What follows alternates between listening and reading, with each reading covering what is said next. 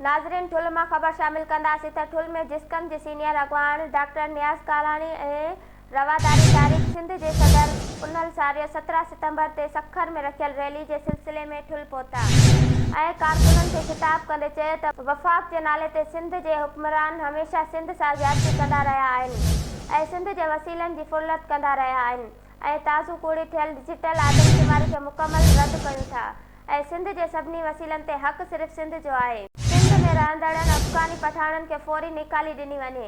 इन्हनि टिनि नुक़्तनि ते रहबर कामे जी तरफ़ां 17 सितंबर ते सखर शहर में गॾु थी रैली जी सूरत में मौजूदु हुक्मराननि खे इहो ॿुधाईंदासीं त कंहिं बि सूरत में सिंध दुश्मन फ़ैसिला सिंधी क़ौम खे क़बूल नाहे ऐं सिंध में रहंदड़ सभिनी सियासी समाजी ऐं मज़हबी धुरियुनि सिविल सोसाइटी जे माण्हुनि खे हिन रैली में शिरकत करण जी दावत ॾिजे थी।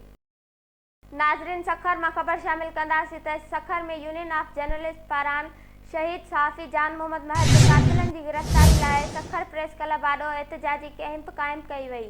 इन मौक़े ते सहाफ़ी निशात कोसार लाला शहबाज पठान चौधरी इरशाद शहजाद ताबाणी सहरिश खोखर शाहिद चनो ऐं ॿियनि जो चवणु हो त शहीद सहाफ़ी जान मोहम्मद महर जा पुलिस मुख्य जवाबदार गिरफ़्तार करण में मुकमल नाकाम थी आहे। हुननि चयो त शहीद जान मोहम्मद महर जा क़ातिल गिरफ़्तार करे इंसाफ़ फराहम कयो वञे। नाज़रीन, भिटशा मां ख़बर शामिल कंदासीं त SUP चेयरमैन सैयद जलाल महमूद शाह जी 61 सालगिरह जो cake Shah Latif press club Bhitshah ते पार्टी जे ज़िले अॻवाननि तरफ़ां कटियो वियो, जंहिंमें SUP जे सीनियर अॻवान अनवर खान बुरड़ो, ज़िले इत्तलात सेक्रेटरी शकूर नाज़ ख़ासकेली ऐं ॿियनि शिरकत कई। इन मौक़े ते अॻवाननि पारां पार्टी चेयरमैन सैयद जलाल महमूद शाह जी वॾी जमार लाइ दुआ बि घुरी वई। अॻवाननि चयो त सैयद जलाल महमूद शाह हमेशह सिंध धरती जे हक़नि जी ॻाल्हि कई आहे। हिन वक़्तु सैयद जलाल महमूद शाह जी जदोजहद सिंध वासियुनि लाइ हिकु मिसाल बणिजी चुको आहे। पाण सिंध जे वसीलनि ते धारियुनि जी कब्ज़ी ख़िलाफ़ पैदल लॉन्ग मार्च बि कया ऐं तबियत नासाज़ हुअण बावजूदु सिंध जे ख़ातिर जदोजहद कई आहे।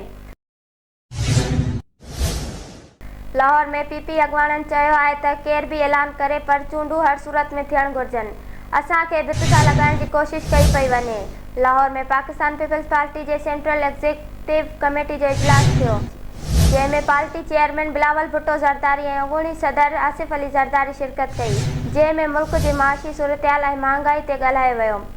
हुन चयो त इजलास में चूंडुनि बाबति बि ग़ौर कयो वियो, छो त इन मामले ते अभाम पैदा करण जी कोशिश कई पई वञे। सदर जे ख़त खां पोइ मुख़्तलिफ़ ॻाल्हियूं साम्हूं अची रहियूं आहिनि।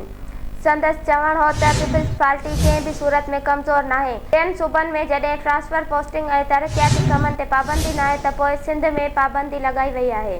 PP अॻवाननि चयो त इन ॻाल्हि ते बि ग़ौर कयो वेंदो। आइनी तौरु सदर चूंडुनि जी तारीख़ ॾियण जो हक़ रखे थो या न। निगरान सिंध काबीना पारां कचे में फ़ौजी ऑपरेशन करण जो फ़ैसिलो कयो वियो आहे, जॾहिं त वॾे वज़ीर जस्टिस रिटायर्ड मक़बूल भाकर कचे में इंटरनेट जी सहूलियत ख़तमु करण जो हुकुम ॾेई छॾियो आहे। सिंध जे निगरान वॾे वज़ीर जस्टिस रिटायर्ड मक़बूल भाकर जी सदारत हेठि काबीना जो इजलास थियो, जंहिंमें सूबाई वज़ीरनि, चीफ सेक्रेटरी डॉक्टर फ़खर आलिम, IG पुलिस रफ़त मुख़्तियार समेत प्रिंसिपल सेक्रेटरी हसन नक़वी ऐं ॿियनि लाॻापियल इख़्तियारियुनि शिरकत कई। इजलास में IG सिंध रफ़त मुख़्तियार सूबे में अमन अमान जी सूरतहाल बाबति काबीना खे ब्रीफिंग ॾिनी।